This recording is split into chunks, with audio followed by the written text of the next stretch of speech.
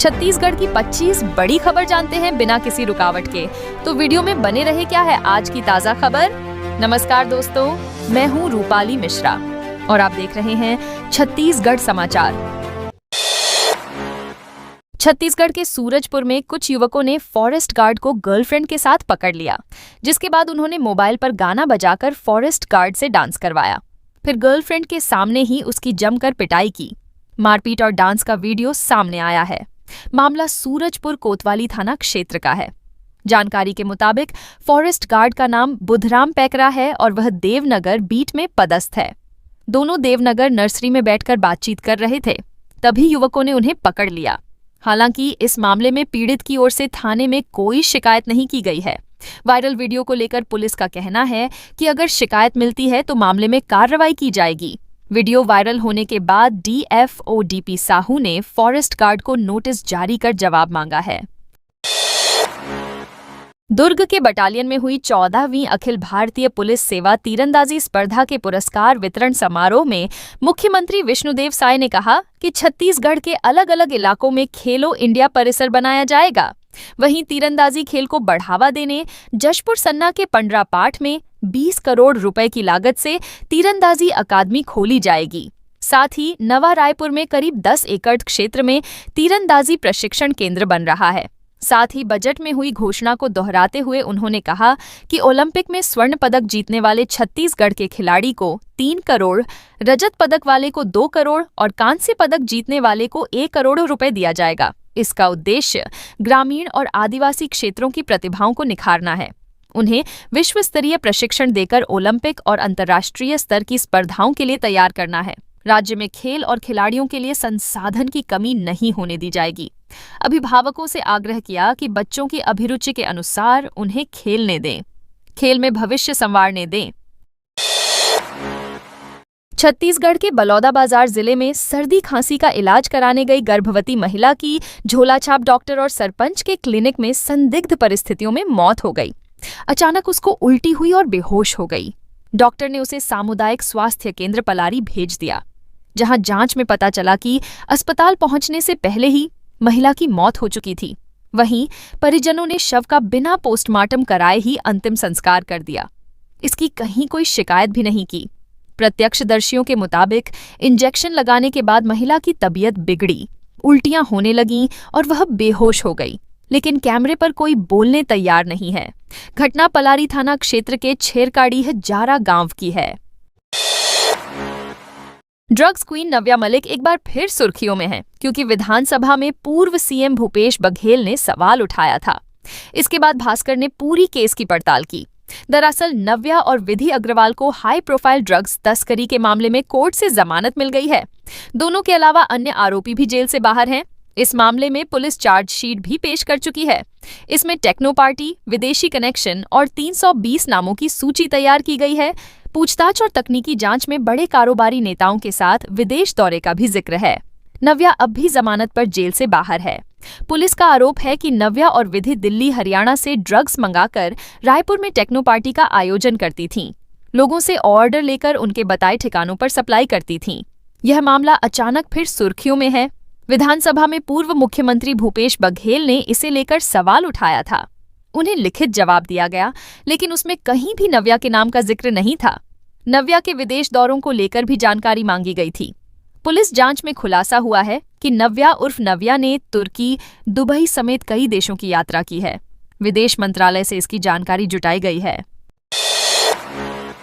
छत्तीसगढ़ में आने वाले दिनों में गर्मी बढ़ेगी। मौसम विभाग के अनुसार अगले 4 दिनों में प्रदेश का अधिकतम तापमान 2 से 4 डिग्री तक बढ़ सकता है। हालांकि इस दौरान न्यूनतम तापमान में किसी बड़े बदलाव के संकेत नहीं हैं। पिछले 3 दिनों में 3-4 डिग्री तक दिन का टेम्परेचर बढ़ा है। पिछले 24 घंटों के मौसम की बात करें तो प्रदेश में कहीं बारिश की गतिविधि नहीं रही। सबसे अधिक अधिकतम तापमान 35 सी राजनांदगांव, जबकि सबसे कम न्यूनतम तापमान 11 सी अंबिकापुर में दर्ज हुआ। शहर में 28 फरवरी को आसमान साफ रहेगा। अधिकतम तापमान लगभग 35 सी और न्यूनतम तापमान 19 सी के आसपास रहने का अनुमान है। लगातार बढ़ते तापमान के साथ दिन में गर्मी का असर बढ़ेगा, जबकि सुबह शाम हल्की ठंड बनी रह सकती है। अगले सप्ताह से गर्मी और तेज होने के संकेत हैं। छत्तीसगढ़ के किसानों के लिए होली से पहले दिवाली होगी। सीएम विष्णुदेव साय आज दोपहर बिलासपुर में आयोजित किसान सम्मेलन में शामिल होंगे, जिसमें कृषक उन्नति योजना के तहत 24 लाख किसानों के खातों में 10,000 करोड़ रुपए की आदान सहायता राशि जारी करेंगे। इस मौके पर सीएम साय 260 करोड़ 16,81,000 रुपए के 90 विकास कार्यों का लोकार्पण और शिलान्यास करेंगे। सम्मेलन बिल्हा ब्लॉक के ग्राम रहेंगी स्थित खेल मैदान में होगा। होली त्योहार से ठीक पहले खाते में राशि पहुंचने से किसानों में उत्साह का माहौल है। बिलासपुर जिले के 1,25,300 किसानों को 500 करोड़ रुपए मिलेंगे। जगदलपुर के सरकारी मेडिकल कॉलेज अस्पताल में प्रसव के लिए आई HIV पॉजिटिव महिला से दुर्व्यवहार किया गया। पहचान भी सार्वजनिक की गई। अब पुलिस ने स्टाफ नर्स समेत अन्य लोगों के खिलाफ FIR दर्ज की है। मामला परपा थाना क्षेत्र का है। पीड़िता का आरोप है कि ड्यूटी पर मौजूद डॉक्टर और स्टाफ ने उसके HIV संक्रमित होने की जानकारी सार्वजनिक कर दी। तंज कसते हुए उसके साथ अपमानजनक व्यवहार किया। इतना ही नहीं, प्रसव के बाद उससे सफाई का काम कराने का भी आरोप है। इस घटना से महिला को गहरा मानसिक आघात पहुंचा। परिजनों ने इसे मरीज के अधिकारों और निजता का गंभीर उल्लंघन बताते हुए शिकायत दर्ज कराई थी। मामला सामने आने के बाद परपा पुलिस ने स्टाफ नर्स और अन्य संबंधित लोगों के खिलाफ FIR दर्ज कर जांच शुरू कर दी है। पुलिस का कहना है कि जांच में जिनकी भी भूमिका सामने आएगी, उनके खिलाफ सख्त कार्रवाई की जाएगी। प्रधानमंत्री सूर्यघर मुफ्त बिजली योजना के बेहतर संचालन और प्रगति की समीक्षा के लिए शुक्रवार को रायपुर कलेक्ट्रेट में बैठक हुई।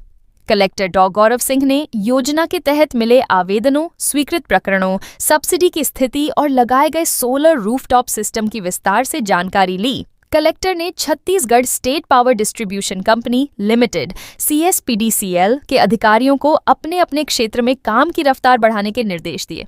उन्होंने बैंकवार लक्ष्य की नियोगों को अमृतखाय के सेनाटी की समीक्षा करते हुए कहा कि पात्र लोगों को ऋण देने में देरी नहीं होनी चाहिए। इस दौरान भारतीय स्टेट बैंक की धीमी प्रगति पर नाराजगी जताई गई।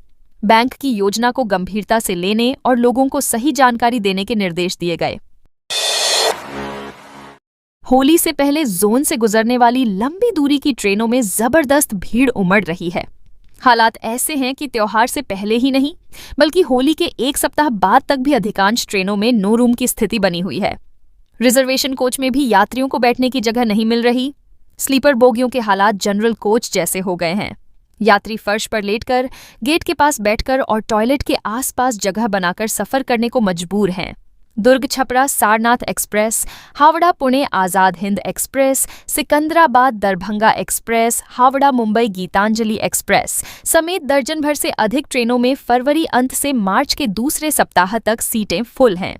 कई ट्रेनों में AC और स्लीपर दोनों श्रेणियों में लंबी वेटिंग चल रही है। कंफर्म टिकट के लिए यात्रियों को लगातार मशक्कत करनी पड़ रही है। जोन की 5 होली स्पेशल ट्रेनों में भी वेटिंग। रेलवे इस बार होली के अवसर पर 14 फेरों के लिए 5 स्पेशल ट्रेन चलाने वाली है। दुर्ग निजामुद्दीन और गोंदिया छपरा के बीच 1 और 2 मार्च को 4 फेरे संचालित किए जा रहे हैं, जिनकी वापसी 2 और 3 मार्च को होगी। छत्तीसगढ़ के डीएड प्रशिक्षित अभ्यर्थियों का सहायक शिक्षक भर्ती 2023 को लेकर चल रही अनिश्चितकालीन भूख हड़ताल को शुक्रवार को 60 दिन पूरे हो गए। अभ्यर्थी 2300 खाली पदों पर नियुक्ति की मांग कर रहे हैं। उनका कहना है कि मेरिट लिस्ट में नाम आने और कोर्ट के आदेश के बावजूद अब तक नौकरी नहीं दी गई। कैंडिडेट्स के मुताबिक बस फरवरी को विधानसभा सत्र के दौरान डीएड अभ्यर्थियों की नियुक्ति का मुद्दा उनके क्षेत्रीय विधायक के जरिए सदन में उठाया गया था। इस दौरान 6 अभ्यर्थी वैध अनुमति लेकर छत्तीसगढ़ विधानसभा पहुंचे थे, लेकिन पुलिस ने उन्हें गिरफ्तार कर लिया। आरोप है कि पुलिस ने केवल कैंडिडेट्स को गिरफ्तार नहीं किया, बल्कि मेंटली टॉर्चर भी किया। जबरन बांड भी साइन करा लिया। बांड तोड़ने पर 1 लाख जुर्माना का प्रावधान किया गया है। इसके अलावा मीडिया कर्मियों से बातचीत और अपनी मांग रखने पर कार्रवाई की धमकी दी है। छत्तीसगढ़ हाईकोर्ट के चीफ जस्टिस रमेश सिन्हा ने कहा है कि दूसरी शादी करने के लिए पहले पति से तलाक लेना जरूरी है। पहली शादी के कानूनी रूप से अस्तित्व में रहते हुए दूसरी शादी करना और फिर दूसरे पति से गुजारा भत्ता की मांग करना उचित नहीं है। हाईकोर्ट ने गुजारा भत्ता की मांग करते हुए लगाई गई महिला की अर्जी खारिज कर दी है। महिला ने फैमिली कोर्ट के आदेश के खिलाफ क्रिमिनल रिवीजन लगाया था। दरअसल भिलाई की रहने वाली महिला ने अपने दूसरे पति के खिलाफ सीआरपीसी की धारा 125 के तहत अर्जी लगाई थी।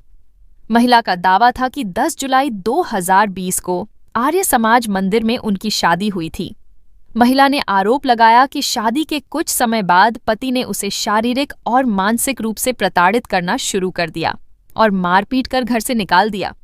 महिला ने पति की हर माह 5 लाख रुपए इनकम बताते हुए हर माह 1 लाख रुपए गुजारा भत्ता की मांग की थी। दुर्ग जिले के सुपेला थाना क्षेत्र में 55 लाख रुपए की ठगी के मामले में पुलिस ने तीसरे आरोपी को गिरफ्तार कर लिया है।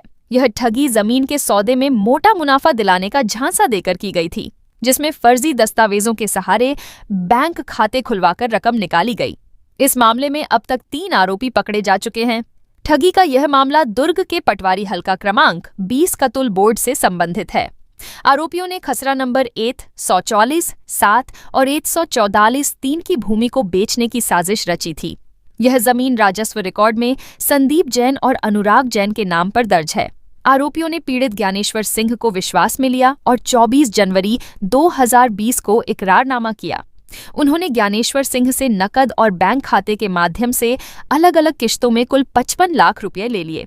जांच में सामने आया कि आरोपियों ने असली भूमि स्वामियों के नाम से फर्जी आधार कार्ड और पैन कार्ड बनवाए थे। इन्हीं फर्जी दस्तावेजों के आधार पर आईसीआईसीआई बैंक में एक खाता खुलवाया गया और ठगी की पूरी रकम उसी खाते से निकाल ली गई।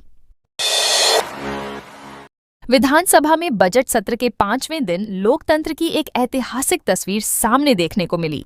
मुख्यधारा में लौटे 120 आत्मसमर्पित नक्सलियों ने विधानसभा पहुंचकर सदन की कार्यवाही देखी। इनमें 60 पुरुष और 50 महिलाएं शामिल थीं। इनमें 1 करोड़ का इनामी पूर्व नक्सली रूपेश और झीरम हमले में शामिल रहा सरेंडर नक्सली चैतू भी शामिल थे। दर्शक दीर्घा से कार्यवाही का अवलोकन करते हुए उन्होंने लोकतांत्रिक प्रक्रिया को करीब से समझा। विधानसभा भ्रमण के दौरान मुख्यमंत्री विष्णुदेव साय, गृहमंत्री विजय शर्मा और डीजीपी अरुण देव गौतम सहित अन्य मंत्रियों ने स्वागत कर उनसे मुलाकात की। मुख्यमंत्री ने कहा कि लोकतंत्र पर भरोसा जताते हुए हिंसा का रास्ता छोड़ना प्रदेश के लिए सुखद संकेत है। सरकार पुनर्वासित लोगों के बेहतर भविष्य के लिए प्रतिबद्ध है। गृहमंत्री विजय शर्मा ने इसे कहा कि संविधान में विश्वास जताने वालों के लिए सरकार के द्वार खुले हैं। राज्य सरकार रेत खदानों में लंबे समय से जारी अवैध उत्खनन पर लगाम कसने के लिए ड्रोन सर्वे को बड़ा हथियार बनाने जा रही है। पिछले वर्ष की गई घोषणा के बाद इस माह ड्रोन सर्वे के लिए टेंडर प्रक्रिया शुरू कर दी गई है। जानकारों का मानना है कि इससे रेत चोरी पर रोक लगेगी, सरकारी रॉयल्टी बढ़ेगी और माफिया के खिलाफ ठोस डिजिटल सबूत जुटाए जा सकेंगे। खास बात यह है कि सर्वे दिन और रात दोनों समय करना अनिवार्य शर्त होगा, ताकि रात में होने वाले अवैध उत्खनन पर भी निगरानी रखी जा सके। ड्रोन से खदानों का सटीक नक्शा, उत्खनन की मात्रा और परिवहन गतिविधियों का रिकॉर्ड तैयार होगा। प्रदेश में 200 से अधिक रेत खदानें नीलाम हो चुकी हैं। इनमें अधिकांश चल रही हैं, जबकि कुछ खदानों को पर्यावरण स्वीकृति दिए जाने की प्रक्रिया चल रही है। टेंडर शर्तों के मुताबिक वही कंपनियां पात्र होंगी जिनके पास कम से कम 3 सरकारी कार्यों का अनुभव और 2 करोड़ रुपए का वार्षिक टर्नओवर हो। एजेंसी को छत्तीसगढ़ के किसी भी हिस्से में काम करने तैयार रहना होगा। कलेक्टर डॉक्टर गौरव सिंह ने जिले के पीएमश्री और शासकीय स्कूलों में स्वीकृत निर्माण और मरम्मत कार्यों की प्रगति की समीक्षा की।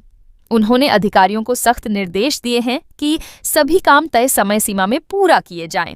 कलेक्टोरेट सभा कक्ष में आयोजित संयुक्त बैठक में उन्होंने फिनिशिंग स्तर पर चल रहे निर्माण, मरम्मत कार्यों और बालिका शौचालय निर्माण को 8 मार्च 2026 से पहले हर हाल में पूरा करने को कहा। बैठक में लोक निर्माण विभाग, ग्रामीण यांत्रिकी सेवा, नगरीय निकाय और जनपद पंचायत के अधिकारियों को संयुक्त रूप से कार्यों की नियमित मॉनिटरिंग करने के निर्देश दिए गए। कलेक्टर ने स्पष्ट किया कि टेंडर आधारित और बड़े निर्माण कार्यों को अप्रैल 2026 के अंत तक पूरा किया जाए और किसी भी स्थिति में देरी बर्दाश्त नहीं की जाएगी।